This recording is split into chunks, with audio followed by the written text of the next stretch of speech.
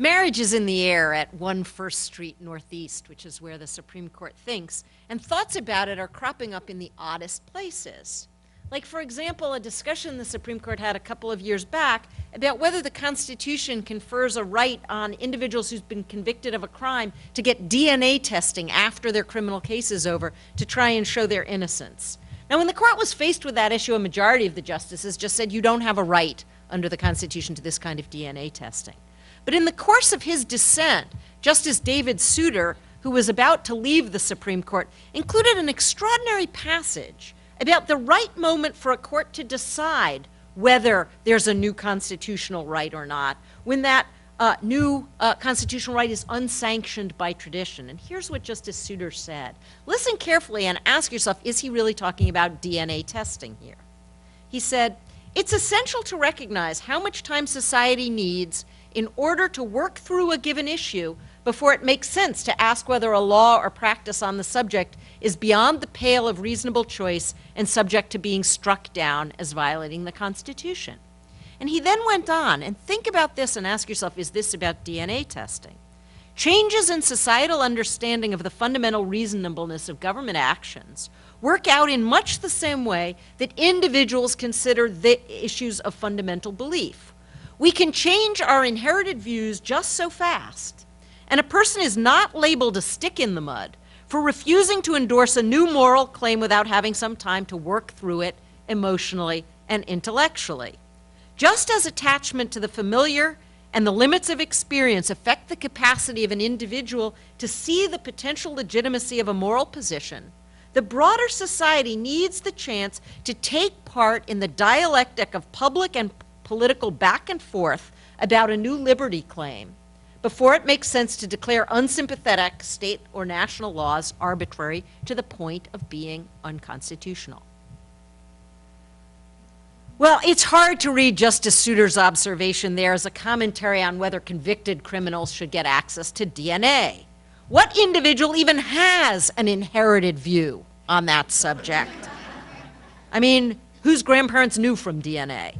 Let alone one, however you obtained that view, that is an issue of fundamental belief. And post-conviction DNA testing hardly seems the kind of question that the society needs to work through, as Justice Souter puts it. And I hate people who go like this when they're telling you about a quotation, but work through in some therapeutic or dialectic way. I mean, be serious about this. But suppose what Justice Souter was trying to tell us as he was leaving the court is whether the Supreme Court should recognize a constitutional right to marriage for same-sex couples. Well, then this passage makes a lot more sense. That issue does involve moral claims, inherited views, societal understandings, and questions of timing. All the social scientific evidence regarding changes in popular opinion and demography suggests that marriage equality is coming.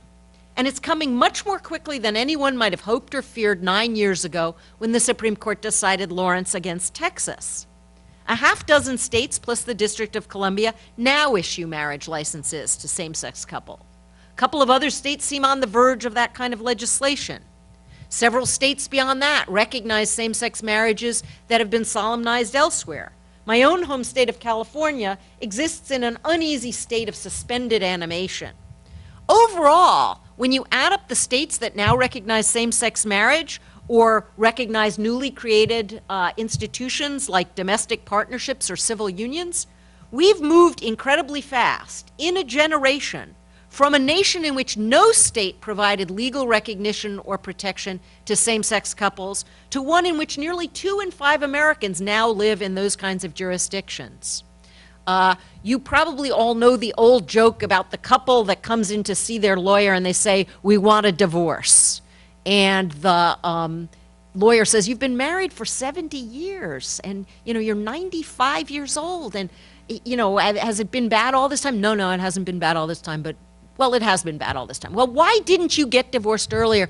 And the husband looks at the lawyer and says, we were waiting for the children to die. Right? Well, in some sense, if you look at the trends here, what same-sex couples are waiting for is for the current elderly generation to die. because the demographic evidence is such that we will get marriage equality in the United States within a foreseeable period of time, because every demographic group under the age of 30 supports same-sex marriage. Most of the opposition is from old people, so we're just waiting for them to die. I guess they won't be at the wedding after all. In any event, the question whether the Constitution requires the recognition of same-sex marriage is, at some very close foreseeable point, going to arrive at the Supreme Court. There now being a kind of race between the marriage case from California, which the Ninth Circuit decided earlier this week, holding that California's decision to enact Proposition 8 and remove from same-sex couples the right they had enjoyed for the previous 6 months to get married violates the Constitution, to the cases cropping up in the First and Second Circuits involving constitutional challenges to the Defense of Marriage Act, which is Congress's attempt to restrict federal recognition of marriage to opposite-sex couples. Well, there's a race going on, and one of these cases is going to get to the Supreme Court quite soon. When the issue arrives at the Supreme Court, the justices are going to be asked to choose sides on an issue about which many Americans care passionately. They have, of course, done that before, even with respect to marriage. In 1967, in Loving against Virginia, the Supreme Court recognized a constitutional right for interracial couples to marry, even though 16 states still forbade such marriages and made it a crime. Yet there was nearly a generation between the time the first court struck down anti-interracial marriage statutes, when the California Supreme Court did that in the case of Perez against Sharp, and 1967, when the Supreme Court reached that issue. And in that interim, the Supreme Court repeatedly dodged the question, in part because they were worried about backlash, and that backlash spilling over not just from marriage, but to the overall project of the Warren Court of dismantling Jim Crow. By the time the Supreme Court actually reached the issue in 1967, the court had dismantled formal Jim Crow. But during that entire period of time, the Supreme Court took sides, clearly took sides, embracing African Americans' constitutional claims for equality, striking down every formal racial distinction that came before them, and rejecting every challenge to the Second Reconstruction brought by the white cultural rearguard. Summing up this position in 1973 in Norwood against Harrison, Chief Justice Warren Burger, that great liberal, wrote that the Constitution places no value on discrimination, and therefore, even if some forms of private discrimination may be characterized as a form of exercising freedom of association protected by the First Amendment, he said, it has never been accorded affirmative constitutional protections. Now, when it comes to gay rights, the Supreme Court's opinions up till now have been a little more equivocal. On the one hand, in cases like Romer against Evans and Lawrence against Texas, cases that Judge Reinhardt on the Ninth Circuit absolutely marbled his opinion in the California case with, I think in part to remind Justice Anthony Kennedy of what he has already decided, a majority of the Supreme Court recognized gay litigants' claims for equal treatment and equal dignity under the law. On the other hand, in cases like Hurley against an Irish American gay, lesbian, and bisexual organization, which involved the right to march in the St. Patrick's Day parade, or Boy Scouts against Dale, which involved the right of a gay man to be a scoutmaster, a majority of the justices accorded First Amendment protection to groups that sought to exclude gay people from participating in their activities. And Chief Justice Rehnquist's opinion for the court in Dale drew a direct link between changes in social understanding and constitutional protection for this cultural rear guard. He wrote, "It appears that homosexuality has gained greater social acceptance, but this is scarcely an argument for denying First Amendment protection to those who refuse to accept these views. The First Amendment protects expression, be it of the popular variety or not. And the fact that an idea may be embraced and advocated by increasing numbers of people is all the more reason to protect the First Amendment rights of those who wish to voice a different view." Now, to me, the question of same-sex marriage and marriage equality more closely resembles Romer and Lawrence than it does Hurley and Dale. Gay people are seeking access to a state-created institution and not to a privately run activity. No one is suggesting, for example, that the right to marry allows me to decide who I'm going to marry and marry that person whether he or she says yes or no. And whatever the merits of the kind of metaphysical assertion that we have been hearing, that marriage equality somehow dilutes the marriage rights of opposite-sex couples, no one has seriously suggested that if a state does recognize and perform same-sex marriages, the opposite-sex couples in that state somehow have a cause of action to argue that something's been taken away from them. I mean, I don't see the Fifth Amendment takings clause jurisprudence of, you took part of my exclusivity of marriage away from me, now give me some money in return. So whatever else is happening here, that kind of claim isn't going to arise. But that being said, constitutional claims on behalf of marriage traditionalists can arise in a range of contexts. And whether and how to respect those claims is going to confront the Supreme Court, regardless of whether marriage equality is achieved politically or through the courts itself. So in my remarks today, what I want to do is focus on one case about marriage equality that the Supreme Court's already decided, and how the Supreme Court approached the cultural rearguard in that case. The case arose in a setting that's going to be familiar, I think, to almost everyone in this room. A university's decision about whether to give official recognition to a student group that wanted to exclude gay people on the basis of views about marriage.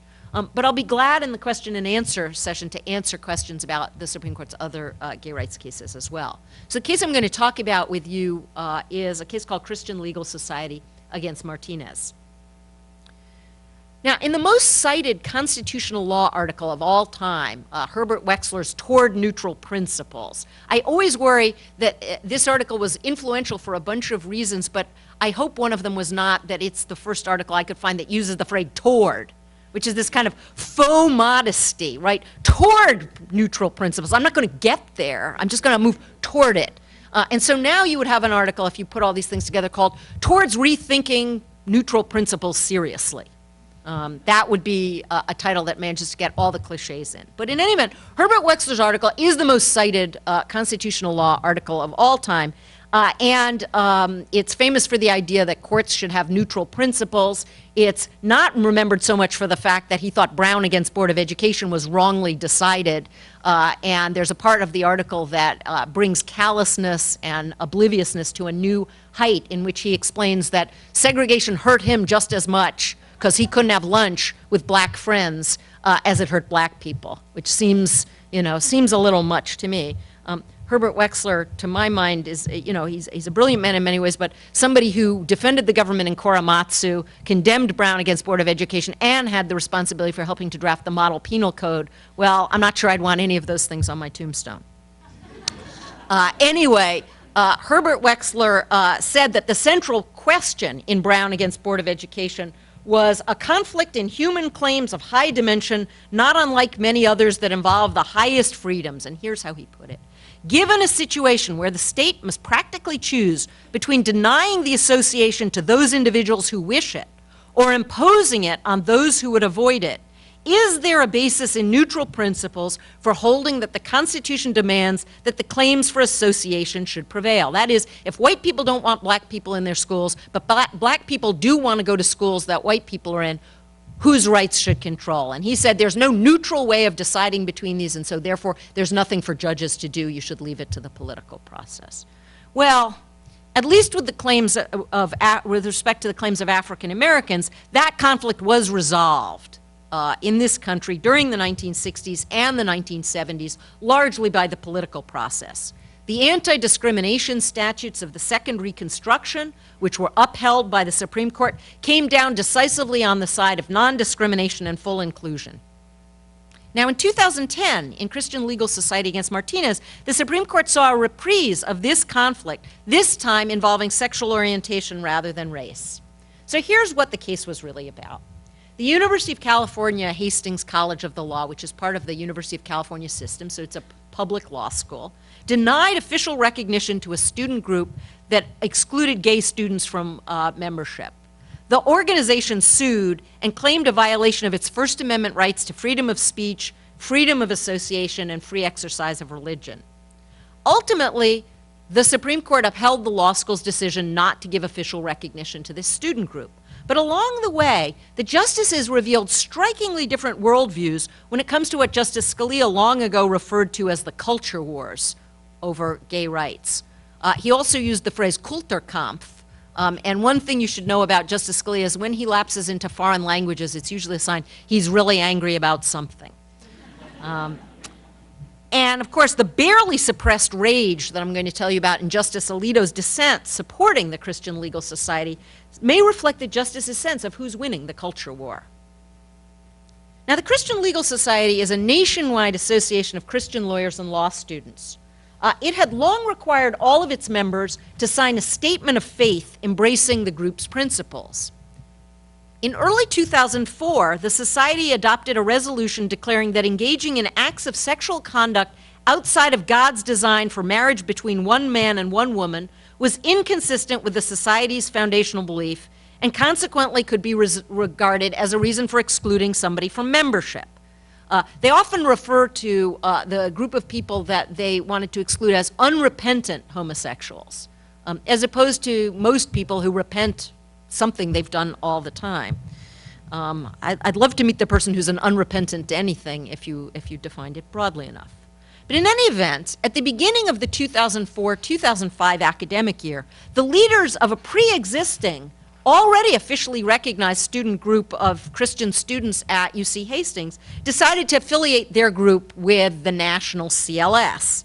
And shortly after doing this, they applied for some money from the law school, from the official student funds, which are raised from all the students at the law school, to get travel money to go to a nationwide CLS conference.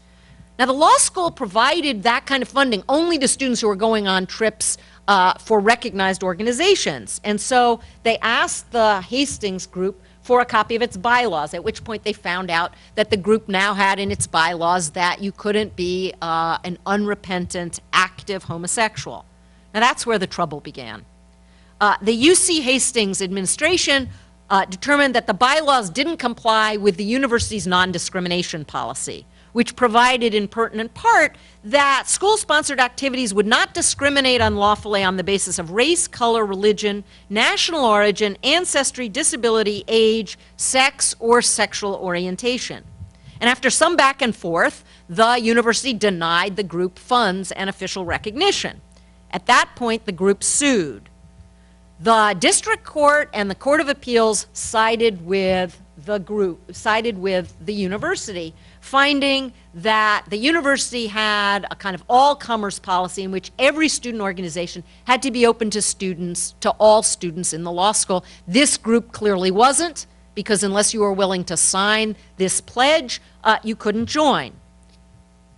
Now, as most of you know from reading law school cases, I should ask, how many people here have had some law school? Okay, so most of you are pretty familiar. I always ask it that way because I don't want to say, and how many of you like remember anything you had in law school?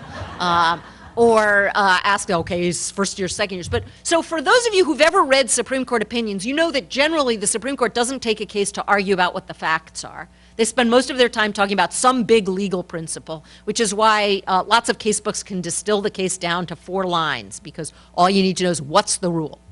Well, the thing that was bizarre about the oral arguments in the Hastings case, and I was actually at the court that day to hear the oral arguments. I was arguing a case the next day, a case I managed to lose 5-4 while getting, and pay attention to this, here are the 4 justices I managed to get. Justice Scalia, Justice Stevens, the Chief Justice, Chief Justice Roberts, and Justice Kennedy. So I get the most liberal member of the Supreme Court, the most conservative member of the Supreme Court, the Chief Justice and the swing justice, and I still managed to lose. I do wonder how I managed to do it. But in any event, the day before was the argument in the Hastings case, and so I was there to hear that. And here's what was fascinating. The first 15 minutes of the oral argument were not about the law at all. They were about the facts, which is what precisely was the nature of Hastings' policy. Justice Ginsburg, who was to write a majority opinion for the Supreme Court, said that this was an all-comers policy. You had to let everybody participate in your organizational activities unless there was some neutral, generally applicable membership requirement that somebody didn't meet, like showing up at the meetings or paying the dues or for moot court winning various subsidiary competitions or the like. By contrast, Justice Alito insisted that Hastings' policy wasn't an all-comers rule. Rather, it was a rule that simply singled out certain kinds of reasons you couldn't exclude people, and otherwise you were allowed to exclude on any basis at all. So he said, you know, there are only a limited number of grounds that the school is singling out for you can't use this basis, and then he claimed it was even more arbitrary than that.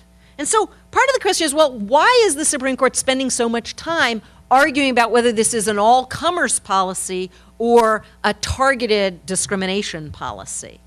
I think the main reason they did this was that they wanted to avoid having to determine whether a non-discrimination policy itself can violate the Constitution by singling out and treating certain viewpoints differently. For example, can Silenced Right, which is a pro-life group, exclude students who prefer abortion, who support abortion rights? Or could the Hastings Democratic Caucus exclude students who were Republicans, right? If you have an all-comers policy, then maybe you can't do that either. Whereas if you simply say you can't discriminate on the basis of race, then that means you're still free to discriminate on the basis of viewpoint or the like. Now here's the thing about non-discrimination rules. They are all, as Herbert Wexler himself identified in the article I talked about before, the Toward Neutral Principles piece, all non-discrimination rules are non-neutral in one very important sense. They identify particular reasons or motivations that are impermissible, while allowing public actors free to take into account anything else they want. In this sense, non-discrimination law is viewpoint-based. It expresses the judgment that, say, an individual's sexual orientation is an illegitimate reason for denying him benefits or imposing burdens, while his test scores or his political affiliation or whether you like him generally can be taken into account or not. But unless the entire edifice of non-discrimination law is going to collapse under its own weight, a government's decision not to permit public discrimination on the basis of sexual orientation poses no constitutional difficulty. Indeed, I think even Justice Scalia himself recognizes this, which is why it's so interesting that Justice Alito seems not to. Now, focusing on the all-comers rule, which is what the majority of the Supreme Court focused on, also allowed the Supreme Court to do something else that will turn out to be important when we start talking about how is the Supreme Court going to treat sexual orientation more generally, which is it enabled the court to avoid the question whether the Christian Legal Society was trying to exclude gay students based on their belief, based on their conduct, or based on their status. Now, for tactical reasons, the Christian Legal Society had argued it was not engaging in status-based discrimination.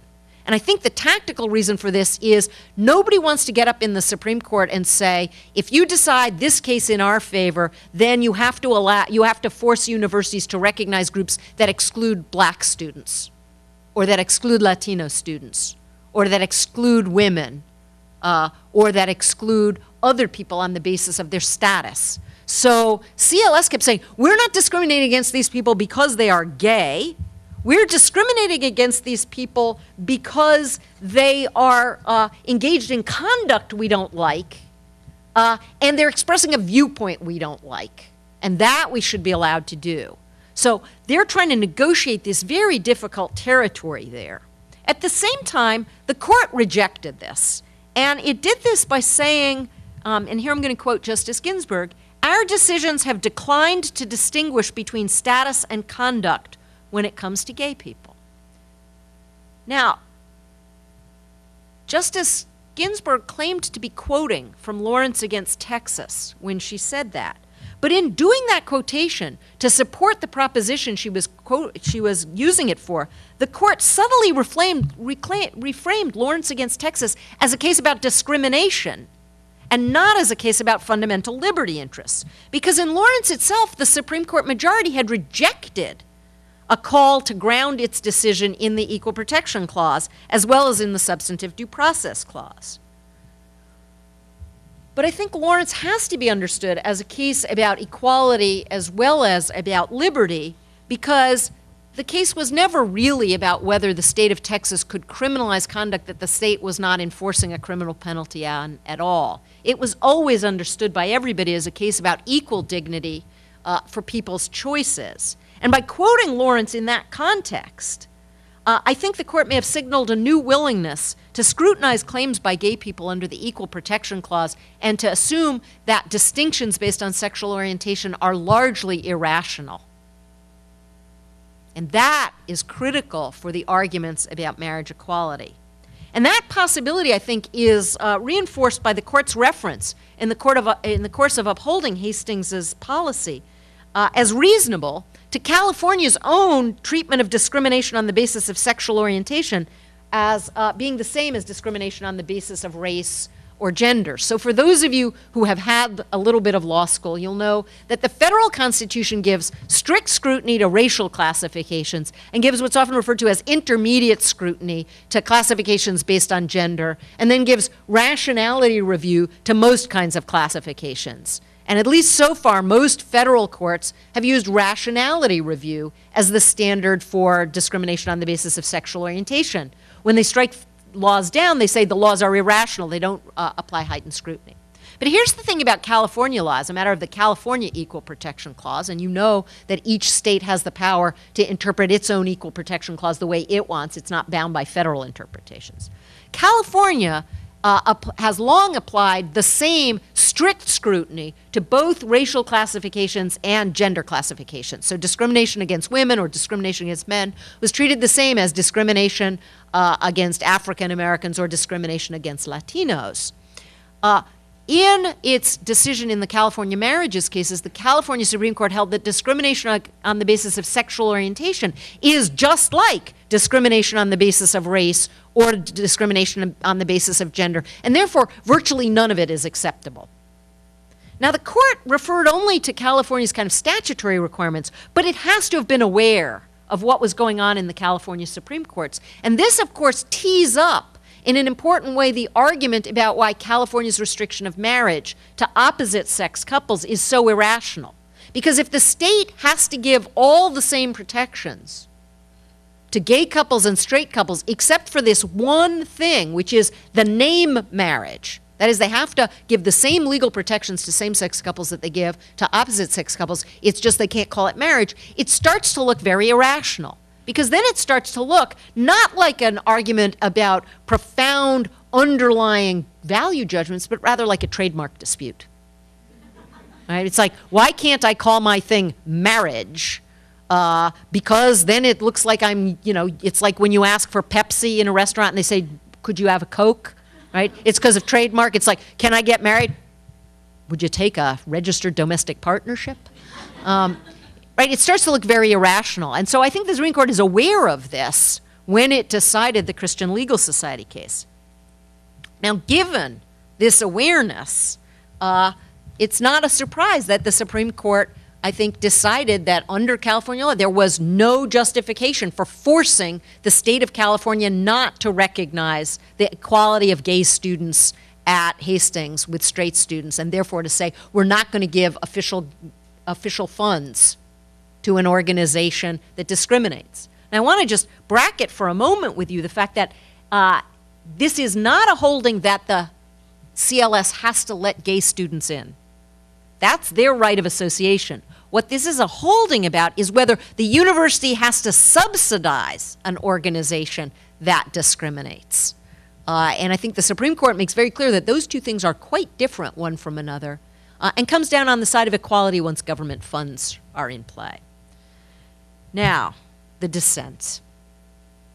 Perhaps the fervor of the dissent by Justice Alito, joined by the Chief Justice, Justice Thomas, and Justice Scalia, stems from the dissenters' sense that public opinion, or as they have resentfully framed it in another gay rights case, the views and values of the lawyer class from which this court's members are drawn, is coming to view sexual orientation as an aspect of personhood, as central and as worthy of protection as race, gender, or religion.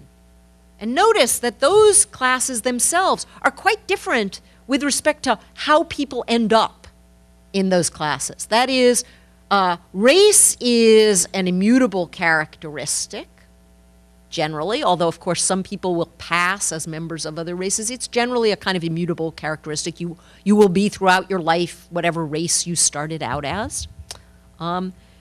Gender is, of course, slightly more malleable in a variety of ways, and religion is the most malleable at all, right? We protect religion without arguing about whether you're born into a religion or you chose it, because it's central to your personhood. And so in the same way, we might say that sexual orientation is something people are entitled to have protection about, regardless of whether they were born into a particular orientation or they chose it.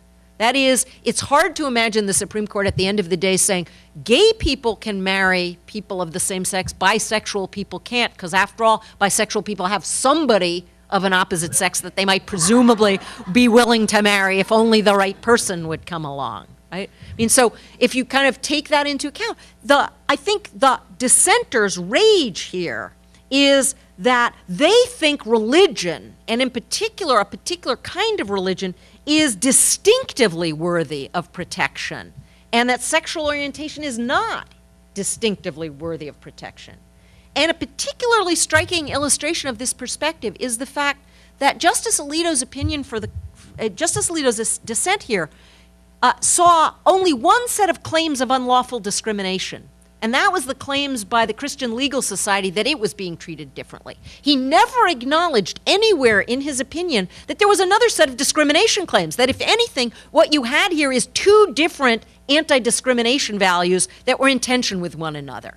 He thought the only people who are being discriminated against here are the traditional Christian students who want to exclude gay students from their group. He never stopped to consider why the University of California at Hastings might have adopted a non-discrimination policy with sexual orientation in it in the first place. He ignored entirely the problem of discrimination against groups other than religious traditionalists. For the dissenters, religious conservatives seemed to be the most marginalized and victimized group within the legal academy. I actually think it's likely that he would recognize traditionalists as a suspect class before he would come to recognize homosexuals as one.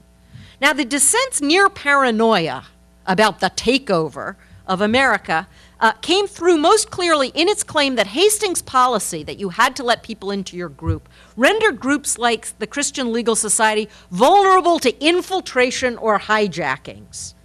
Justice Alito expressed the fear that a true accept-all-comers policy permits small, unpopular groups to be taken over by students who wish to change the views that the group expresses. He was not reassured by the fact that there was no evidence in the record that any student group at the University of California had ever been hijacked, nor did he offer any plausible reason for thinking that students would join a group for the purpose of destroying it, especially if they have to put it on their resume. His hypothetical of how such a threat might play out was itself telling. So let me just read you what Justice Alito says. Not all Christian denominations agree with CLS's view on sexual morality and other matters. During a recent year, CLS had 7 members. Suppose that 10 students who are members of denominations that disagree with CLS decided that CLS was misrepresenting true Christian doctrine. Suppose that these students joined CLS, elected officers who shared their views, ended the group's affiliation with the national organization, and changed the group's message. The new leadership would likely proclaim that the group was vital but rectified, while CLS, I assume, would take the view that the old group had suffered its demise. Whether a change represents reform or transformation may depend very much on the eye of the beholder. So that's Justice Alito's fear. Look at the record in the case for a moment. What Justice Alito seems never to have noticed was that a similar dynamic, only in reverse, produced the Hastings CLS whose views he thought should be entitled to protection from change. From 1994 through 2003-2004, UC Hastings had several avowedly Christian organizations, including one that called itself the Hastings Christian Legal Society, whose expressed objectives were to encourage those who identify themselves as followers of Jesus Christ to more faithfully live out their commitment. All of those groups agreed to comply with the university's anti-discrimination policy, including non-discrimination against gay people. In the 2 years prior to the emergence of the current group, the Hastings Christian Fellowship's bylaws provided that the organization welcomes all students at the organization, and they admitted members without regard to religion or sexual orientation. Hastings CLS emerged from this inclusive organization through a takeover. 3 students became the leaders of a small group of 12 members at the end of the 2003-2004 academic year, and then decided to affiliate with CLS, triggering adoption of the exclusionary membership rules.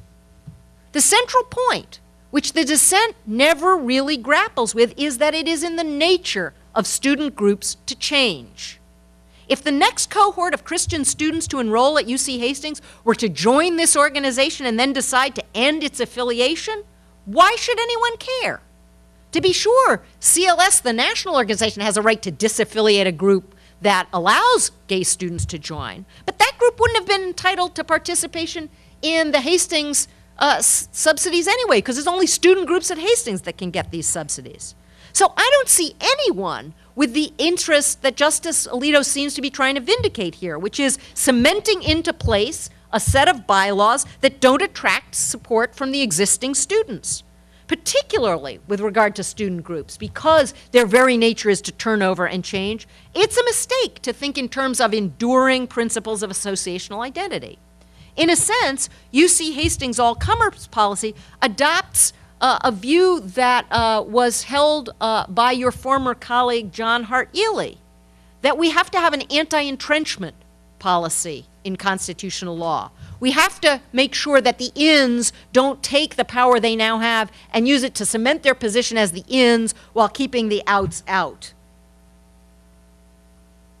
That's what Justice Alito is trying to do. He's trying to cement into place a view, whether that view commands a majority or not, because he's so fearful that that view is dying out and being eradicated. Now, the court ended its foundational opinion in the marriage case of Griswold against Connecticut, which was a case about married couples' rights to use contraception, by declaring that marriage is, and I'm going to quote here, an association that promotes a way of life, not causes, a harmony in living, not political faiths, a bilateral loyalty, not commercial or social projects. Yet it is an association for as noble a purpose as any involved in our prior decisions. Griswold was a case about marriage and privacy. The defendants sought to keep the government out of their marriage. Today, however, the fundamental legal question about marriage involves assertion of positive rights rather than negative liberties. Same-sex couples demand not that the state stay out of their marriages, but that the state admit them to a civic institution. That struggle over marriage equality is a cause. How to referee that struggle poses profound questions of political and jurisprudential faith. Along the way, there are going to be a series of subsidiary disputes that raise issues about how courts decide cases as well as about marriage. We're going to see arguments about standing. Who gets the right to appeal the decision, for example, in the California marriage case, that the state's law is unconstitutional if the state itself doesn't want to appeal? We're going to see distinctions between facial and as-applied challenges to various marriage laws. We're going to see discussions of what's the standard of review. Is it rationality review or exacting scrutiny? We're going to have profound arguments about how to interpret the Constitution in a time of rapid social and technological change. We're going to see arguments about the continuing vitality of anti-discrimination law. Each of these arguments is likely to dog the court for years to come. If the cases we've seen so far are any indication, the court is going to divide, indeed fracture, along a variety of lines. But the court has to confront more than doctrinal complexities. The marriage cases raise anew a recurring question of when the Supreme Court should intervene to declare that a contested social or political issue has been resolved as a matter of constitutional law, and also how the Supreme Court then deals with the losing side. Few institutions are more deeply rooted in the popular consciousness than marriage. That's why, regardless of the justice who writes about it, every justice, if he gives a list of fundamental rights, includes marriage on that list. But in asking what our tradition means today, The court is being called on to police what Justice Souter once called an evolving boundary between marriage as it was and marriage as it is becoming. Obviously, litigation has played a significant role, not only in achieving marriage equality, but also in changing the context of the national debate. The Supreme Court's decisions on marriage equality, when they come, will do the same. How the justices decide those issues may influence the court's political and moral capital with future generations in the same way that the court's earlier decisions about personhood, marriage, and sexual autonomy and religious freedom have done for our generation. And so, precisely because feelings about marriage are so fundamental to so many people, there may be two institutions whose future is on the line: marriage and the Supreme Court. Thank you very much.